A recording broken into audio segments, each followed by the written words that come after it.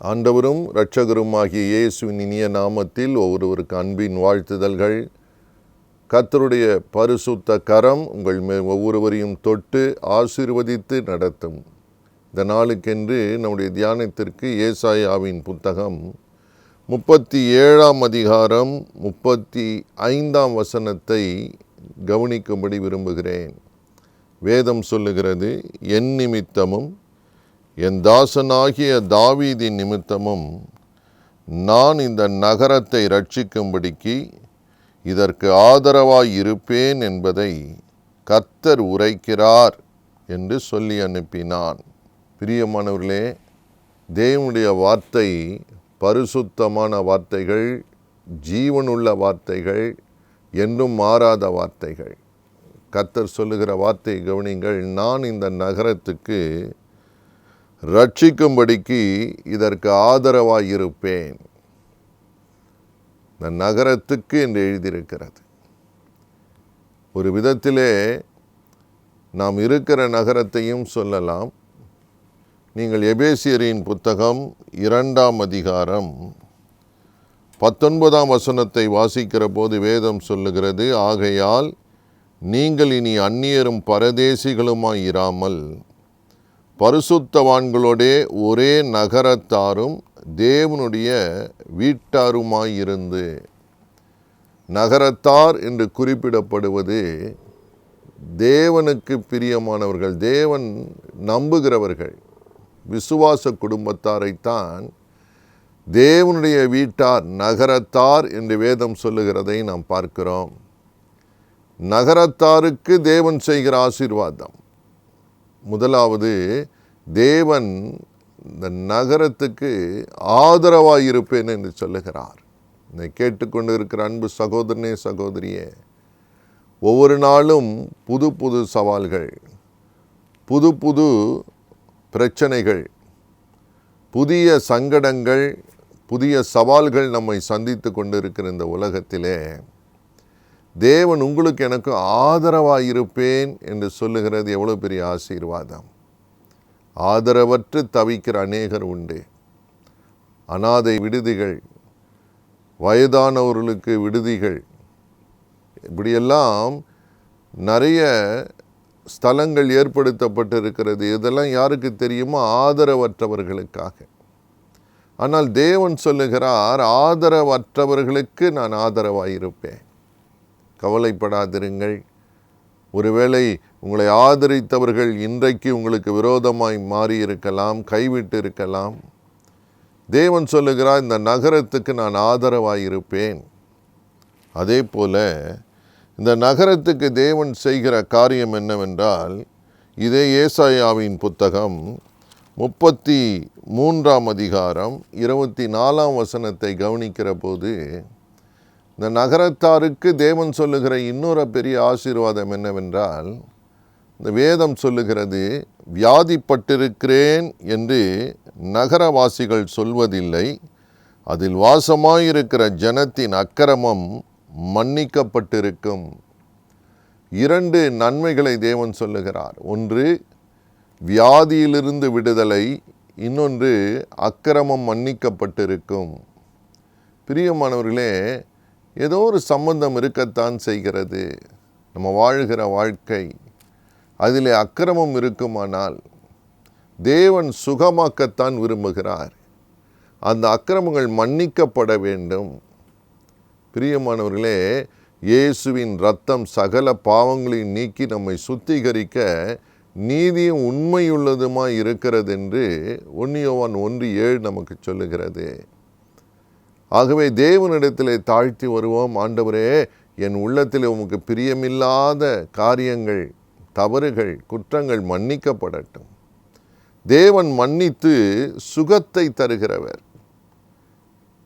வியாதிப்பட்டிருக்கிறேன் என்று சொல்லாதபடிக்கு இன்றைக்கு அநேகருடைய வாழ்க்கையிலே ஏதோ ஒரு பலவீனம், ஏதோ ஒரு வலி, ஏதோ ஒரு வியாதி. சிலருக்கு அது நாட்கள் கணக்காய், மாதங்களாய், ஏன் வருஷங்களாய் கூட அந்த வியாதி தொடர்ந்து வருகிறதை பார்க்கிறோம். ஒன்று, அவர்கள் மனவியாதியில் சிக்கிக்கொள்கிறார்கள். இல்லை என்றால் சரீரத்தின்படி வியாதிப்படுகிறார்கள். அதற்கு பல்வேறு காரணங்கள் இருக்கிறது. அது எப்படி இருந்தாலும் சரி, ஒன்று நிச்சயம், இந்த நகரத்தார் வியாதிப்பட்டிருக்கிறேன் என்று சொல்லாதபடிக்கு கர்த்தர் சுகத்தை தருவேன் என்று சொல்லுகிறார். கர்த்தருக்கு மகிமை உண்டாகட்டும். God can strengthen you, heal you. ஐயா, நான் என்ன செய்வேன், எனக்கு பணம் இல்லையே, மருத்துவம் பார்க்க வசதி இல்லையே என்று கவலைப்படாதிருங்கள். மருத்துவம் பார்ப்பது வேண்டாம் என்று வேதம் சொல்லவில்லை. ஆனால் எல்லாம் கைவிடுகிற போது, மருந்துகள் கைவிடுகிற போது, மருத்துவர்கள் கைவிடுகிற போது, மருத்துவம் கைவிடுகிற போது உங்களை சுகமாக்க ஒரு நல்ல கர்த்தர் இருக்கிறார். எனக்கு ஒரு சகோதரனை தெரியும். கழுத்திலே எலும்பு வளர்ந்து கொண்டே இருந்தது. மிகுந்த வலி, ரொம்ப வேதனை. அறுவை சிகிச்சை தான் அதற்கு வழி என்று மருத்துவர்கள் அன்பாய் சொல்லிவிட்டார்கள். அது நிமித்தம் அவருக்கு ஒரு பயம். ஒருவேளை கழுத்தந்த எலும்பை அறுவை சிகிச்சை செய்யும் போது மற்ற விளைவுகள் வருமே என்ற ஏக்கம், வேதனை அவருக்கு ஒரு பக்கம் இருந்தது. தேவனிடம் திரும்பினார். ஆண்டவரே, என் குறை குற்றங்களை மன்னியும், உம்மிடத்தில் வருகிறேன். உம்முடைய தழும்புகளினால் சுகம் உண்டு என்று சொன்னீரே, எனக்கு இரங்கும் என்று கண்ணீரோடு பிரார்த்தனை செய்தார். ஒரு நாள் காலையில் எழுந்திருக்கிற போது வழக்கமாயிருக்கிற அந்த பகுதி, கழுத்தின் பகுதியில் கையை வைக்கிற போது அவருக்கு ஆச்சரியம். அந்த காலையிலே தேவன் அவரை தொட்டு சுகமாக்கி இருக்கிறார். அந்த வளர்ந்த எலும்பு காணாமல் போனது. அந்த பகுதியிலே கழுத்திலே ஒரு பரிபூரண சுகத்தை கர்த்தர் தந்திருந்தார். அவர் சாட்சி சொன்னார், இயேசு என்னை குணமாக்கினார். பிரியமானவர்களே, கவலைப்படாதிருங்கள். எந்த வேதனையோ, வியாதியோ, நோயோ, தாக்கமோ, இயேசுவின் தழும்புகளினால் சுகம் உண்டு. சிலுவையிலே அவள் பட்ட காயங்களின் தழும்புகள் இன்றைக்கும் இருக்கிறது. தேவன் அதை நினைப்பார். அந்த காயங்களை நினைப்பார். நிச்சயமாய் சுகம் தருவார். இந்த நகரத்தார் வியாதிப்பட்டிருக்கிறேன் என்று நீ சொல்லாதபடிக்கு தேவன் அற்புத சுகத்தை தர முடியும். பயப்படாதிருங்கள். கர்த்தர் நல்லவர், ஆதரிக்கிற தேவன், ஆதரிக்கிற தேவன். அது மட்டுமல்ல, நீங்கள் சங்கீதம் 72 அதிகாரம் 16 வசனத்தை கவனிக்கிற போது வேதம் சொல்லுகிறது, அந்த நகரத்தார் செழித்தோங்குவார்கள். they will prosper. கர்த்தருக்கு ஸ்தோத்திரம். ஒடுங்கி போனீர்களோ, நொறுங்கி விட்டேன் என்று சொல்லுகிறீர்களோ, தேவன் என்ன செய்வார்? இந்த நகரத்தாருக்கு செழித்தோங்க செய்வார். நீங்கள் விசுவாசிக்கிறவர்கள், விசுவாசித்தால் நீங்கள் இருக்கிற இடத்துல கர்த்தரை மகிமைப்படுத்துங்கள். உங்கள் விசுவாசத்தை கர்த்தர் கனப்படுத்துவார். தேவன் செழித்தோங்க பண்ணுகிறவர். உங்கள் கால்கள் இடறி விடாதபடிக்கு, நீங்கள் எந்த இடத்திலே தாழ்ந்து போனீர்களோ அதே இடத்திலே உங்கள் தலையை உயர்த்த அவராலே முடியும். பயப்படாதிருங்கள். செழித்தோங்க பண்ணுகிற தேவன். God can bring you the blessing that you need. உங்கள் வாழ்க்கைக்கு தேவைகளை சந்திக்க வல்லமையுள்ளவர். உங்கள் வாழ்க்கையின் எல்லா நெருக்கத்தையும் அறிந்திருக்கிற தேவன். ஒருவேளை அன்பு தாழ்ச்சியினால், உங்கள் மேல் அன்பு செலுத்தாமல் போனதினால் நீங்கள் வேதனைப்பட்டு கொண்டிருக்கலாம்.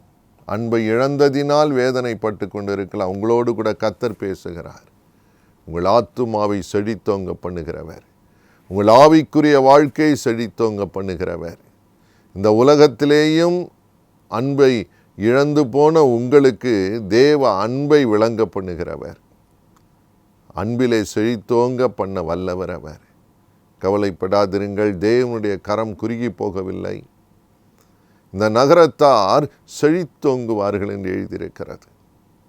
God can bless you at any time, anywhere and anyhow. அவருக்கு 1000 வழிகள் இருக்கிறது. உங்களுக்கு தெரிந்த வழியில் அல்ல, நீங்கள் அறியாத வழியிலே உங்களை நடத்த முடியும். உங்களுக்கு தெரியாத பாதைகளிலே கர்த்தர் உங்களை கொண்டு வர முடியும். காரணம், தேவன் உங்களை மேல் கண்ணோக்கமாயிருப்பதினால். God is watching over you. பிரியமானவர்களே, எந்நேரமும் நம்மை கவனிக்க மனிதர்களால் கூடாது, ஆனால் நம்மை உண்டாக்கின கர்த்தரால் கூடும். ஆல் த டைம், எப்பொழுதும். வேதம் சொல்லுகிறது, உன்னை காக்கிறவர் உறங்கார். உன்னை காக்கிறவர் உறங்குவதும் இல்லை, தூங்குகிறதும் இல்லை. கர்த்தர் உன்னை காக்கிறவர், கர்த்தர் உன் ஆத்துமாவை காப்பார் என்று எழுதியிருக்கிறது. திடன் கொள்ளுங்கள், தேவனை நோக்கி தொடர்ந்து கூப்பிடுங்கள். உங்கள் நம்பிக்கை வீண் போகாது. நிச்சயமான ஒரு முடிவை கர்த்தர் தருவார். உங்களை தொடர்ந்து கொண்டே இருக்கிறதே இந்த பிரச்சனை என்று வேதனைப்படாதிருங்கள். கர்த்தர் கிருபையை பாருங்கள். வேதம் சொல்லுகிறது, அவர் கிருபை உங்களை தொடரும் என்று.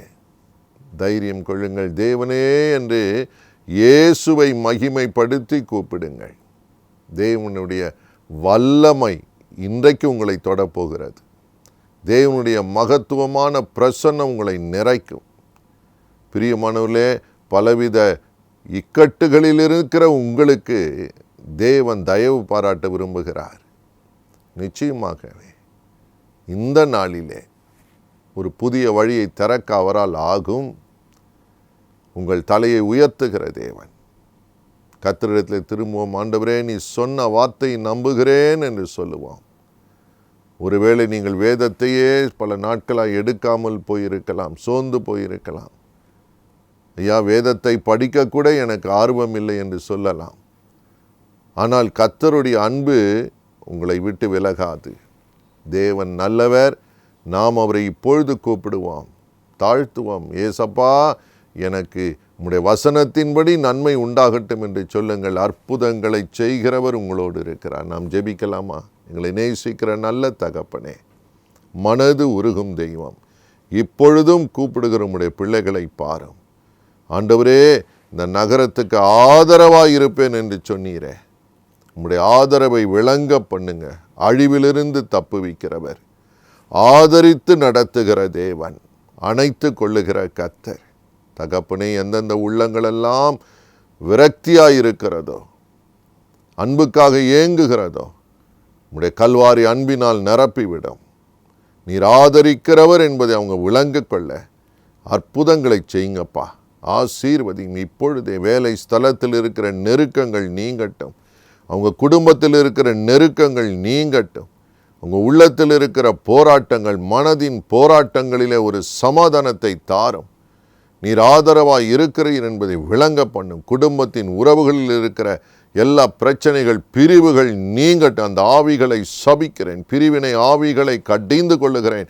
கணவன் மனைவிக்கு நடுவே குறுக்கே கொண்டு வருகிற எல்லா பிசாசின் கிரியைகள், பிரிவினை ஆவிகளை சபிக்கிறேன். தேவனுக்கே மகிமை உண்டாகட்டும். ஒவ்வொருவர் மேலும் உடைய கரம் இப்பொழுது அமர்ந்து ஆசீர்வதிக்கட்டும். பலப்படுத்தி சகாயம் பண்ணுங்க. வழிகளை திறந்து தாரும்.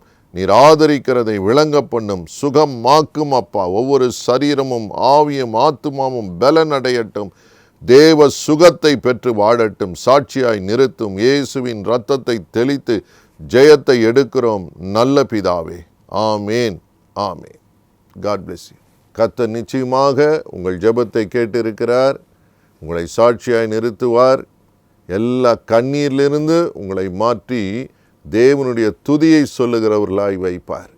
பயப்படாதிருங்கள். கர்த்தர் நல்லவர் என்பதை நீங்கள் ருசிக்கப் போகிறீர்கள். God bless you.